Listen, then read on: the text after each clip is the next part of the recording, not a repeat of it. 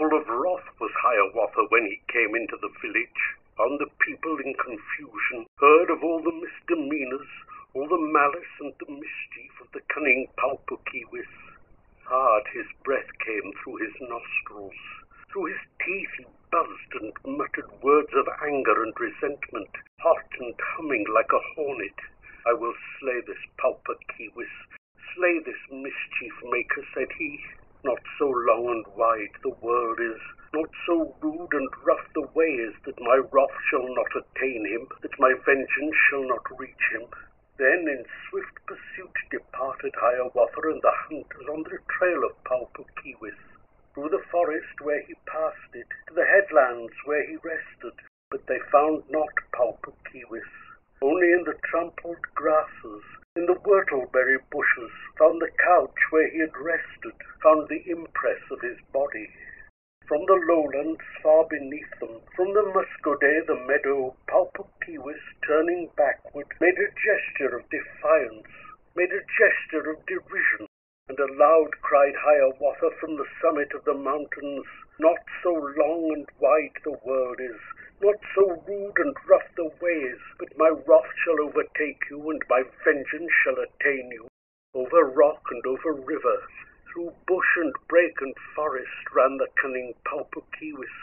Like an antelope he bounded, till he came unto a streamlet in the middle of the forest, to a streamlet still and tranquil that had overflowed its margin, to a dam made by the beavers, to a pond of quiet water, where knee-deep the trees were standing, where the water lilies floated, where the rushes waved and whispered.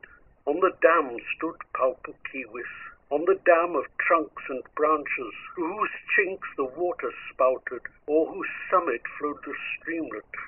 From the bottom rose the beaver, looked with two great eyes of wonder, eyes that seemed to ask a question at the stranger PAU-PUK-KEEWIS. On the dam stood PAU-PUK-KEEWIS, o'er his ankles flowed the streamlet, flowed the bright and silvery water. And he spake unto the beaver, with a smile he spake in this wise. O my friend, meek the beaver, cool and pleasant is the water. Let me dive into the water, let me rest there in your lodges. Change me too into a beaver. Cautiously replied the beaver, with reserve he thus made answer. Let me first consult the others, let me ask the other beavers.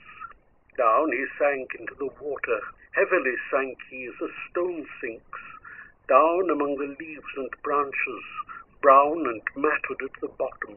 On the dam stood PAU-PUK-KEEWIS, o'er his ankles flowed the streamlet, spouted through the chinks below him, dashed upon the stones beneath him, spread serene and calm before him, and the sunshine and the shadows fell in flecks and gleams upon him, fell in little shining patches through the waving, rustling branches. From the bottom rose the beavers. Silently above the surface rose one head and then another, till the pond seemed full of beavers, full of black and shining faces. To the beavers PAU-PUK-KEEWIS spake entreating, said in this wise, Very pleasant is your dwelling, O my friends, and safe from danger. Can you not, with all your cunning, all your wisdom and contrivance, change me too into a beaver? Yes, replied meek the beaver, he the king of all the beavers. Let yourself slide down among us, down into the tranquil waters. Down into the pond among them silently sank PAU-PUK-KEEWIS. Black became his shirt of deerskin, black his moccasins and leggings. In a broad black tail behind him spread his foxtails and his fringes. He was changed into a beaver. Make me large, said PAU-PUK-KEEWIS. Make me large and make me larger, larger than the other beavers. Yes, the beaver chief responded. When our lodge below you enter, in our wigwam we will make you 10 times larger than the others. Thus into the clear brown water silently sank PAU-PUK-KEEWIS, found the bottom covered over with the trunks of trees and branches, hoards of food against the winter, piles and heaps against the famine, found the lodge with arching doorway leading into spacious chambers. Here they made him large and larger, made him largest of the beavers, 10 times larger than the others. "You shall be our ruler," said they, "chief and king of all the beavers." But not long had PAU-PUK-KEEWIS sat in state among the beavers, and there came a voice of warning from the watchman at his station in the water flags and lilies, saying, "Here is HIAWATHA, HIAWATHA with his hunters." Then they heard a cry above them, heard a shouting and a tramping, heard a crashing and a rushing, and the water round and o'er them sank and sucked away in eddies, and they knew their dam was broken. On the lodge's roof the hunters leapt and broke it all asunder. Streamed the sunshine through the crevice, sprang the beavers through the doorway, hid themselves in deeper water in the channel of the streamlet. But the mighty PAU-PUK-KEEWIS could not pass beneath the doorway. He was puffed with pride and feeding. He was swollen like a bladder. Through the roof looked HIAWATHA, cried aloud, "O PAU-PUK-KEEWIS, vain are all your craft and cunning, vain your manifold disguises. Well I know you, PAU-PUK-KEEWIS." With their clubs they beat and bruised him, beat to death poor PAU-PUK-KEEWIS, pounded him as maize is pounded, till his skull was crushed to pieces. 6 tall hunters, lithe and limber, bore him home on poles and branches, bore the body of the beaver, but the ghost, the GB in him, thought and felt as PAU-PUK-KEEWIS, still lived on as PAU-PUK-KEEWIS, and it fluttered, strove, and struggled, waving hither, waving thither, as the curtains of a wigwam struggle with their thongs of deerskin when the wintry wind is blowing, till it drew itself together, till it rose up from the body, till it took the form and features of the cunning PAU-PUK-KEEWIS, vanishing into the forest. But the wary HIAWATHA saw the figure ere it vanished, saw the form of PAU-PUK-KEEWIS glide into the soft blue shadow of the pine trees of the forest, toward the squares of white beyond it, toward an opening in the forest. Like a wind it rushed and panted, bending all the boughs before it, and behind it, as the rain comes, came the steps of HIAWATHA. To a lake with many islands came the breathless PAU-PUK-KEEWIS, where among the water lilies Pishniku the brant was sailing, through the tufts of rushes floating, steering through the reedy islands. Now their broad black beaks they lifted, now they plunged beneath the water, now they darkened in the shadow, now they brightened in the sunshine. "Pishniku," cried PAU-PUK-KEEWIS, "Pishniku, my brothers," said he, "change me to a brant with plumage, with a shining neck and feathers. Make me large, and make me larger, 10 times larger than the others." Straightway to a brant they changed him, with 2 huge and dusky pinions, with a bosom smooth and rounded, with a bill like 2 great paddles, made him larger than the others, 10 times larger than the largest, just as, shouting from the forest on the shore, stood HIAWATHA. Up they rose with cry and clamour, with a whir and beat of pinions rose up from the reedy islands, from the water flags and lilies, and they said to PAU-PUK-KEEWIS, "In your flying look not downward, take good heed and look not downward, lest some strange mischance should happen, lest some great mishap befall you." Fast and far they fled to northward, fast and far through mist and sunshine, fed among the moors and fenlands, slept among the reeds and rushes. On the morrow as they journeyed, buoyed and lifted by the south wind, wafted onward by the south wind, blowing fresh and strong behind them, rose a sound of human voices, rose a clamour from beneath them, from the lodges of a village, from the people miles beneath them.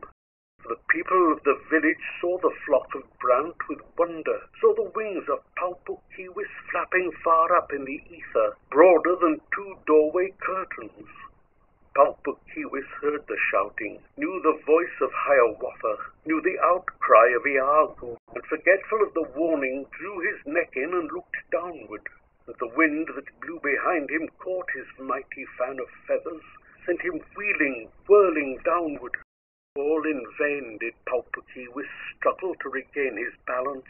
Whirling round and downward, he beheld in turn the village, and in turn the flock above him, saw the village coming nearer, and the flock receding farther, heard the voices growing louder, heard the shouting and the laughter, saw no more the flocks above him, only saw the earth beneath him.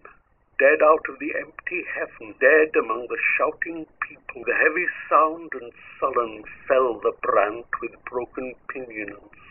But his soul, his ghost, his shadow still survived as PAU-PUK-KEEWIS took again the form and features of the handsome Yenadizze, and again went rushing onward, followed fast by Hiawatha, crying, "Not so wide the world is, not so long and rough the ways, but my wrath shall overtake you, but my vengeance shall attain you." So near he came, so near him that his hand was stretched to seize him, his right hand to seize and hold him.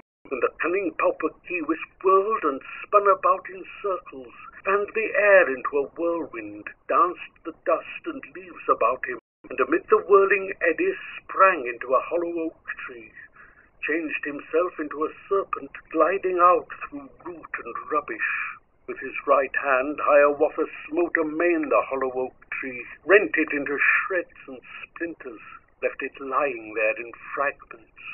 But in vain, for PAU-PUK-KEEWIS once again in human figure, full in sight, ran on before him, sped away in gust and whirlwind on the shores of Gitchigumi, westward by the big sea water, came into the rocky headlands to the pictured rocks of sandstone, looking over lake and landscape. And the old man of the mountain, he the Manito of mountains, opened wide his rocky doorways, opened wide his deep abysses, giving PAU-PUK-KEEWIS shelter in his caverns dark and dreary, bidding PAU-PUK-KEEWIS welcome to his gloomy lodge of sandstone. There without stood Hiawatha, found the doorways closed against him. With his mittens, Minjekawun smote great caverns in the sandstone, cried aloud in tones of thunder, "Open, I am Hiawatha." But the old man of the mountain opened not, and made no answer from the silent crags of sandstone and the gloomy rock abysses. Then he raised his hands to heaven, called imploring on the tempest, called Wewasimo the lightning and the thunder, Anamiki. They came with night and darkness sweeping down the big sea water from the distant thunder mountains. And the trembling PAU-PUK-KEEWIS heard the footsteps of the thunder, saw the red eyes of the lightning, was afraid and crouched and trembled. Then Wewasimo the lightning smote the doorways of the caverns, with his war club smote the doorways, smote the jutting crags of sandstone, and the thunder, Anamiki, shouted down into the caverns, saying, "Where is PAU-PUK-KEEWIS?" And the crags fell, and beneath them, dead among the rocky ruins, lay the cunning PAU-PUK-KEEWIS, lay the handsome Yenadizze, slain in his own human figure. Ended were his wild adventures, ended were his tricks and gambols, ended all his craft and cunning, ended all his mischief-making, all his gambling and his dancing, all his wooings of the maidens. And the noble Hiawatha took his soul, his ghost, his shadow, spake and said, "O PAU-PUK-KEEWIS, never more in human figure shall you search for new adventures. Never more with jest and laughter dance the dust and leaves in whirlwinds. But above there in the heavens you shall soar and sail in circles. I will change you to an eagle, to Canoe, the great war eagle, chief of all the fowls with feathers, chief of Hiawatha's chickens." And the name of PAU-PUK-KEEWIS lingers still among the people, lingers still among the singers, and among the storytellers. And in winter, when the snowflakes whirl in eddies round the lodges, when the wind in gusty tumult o'er the smoke flue pipes and whistles, "There," they cried, "comes PAU-PUK-KEEWIS. He is dancing through the village. He is gathering in his harvest."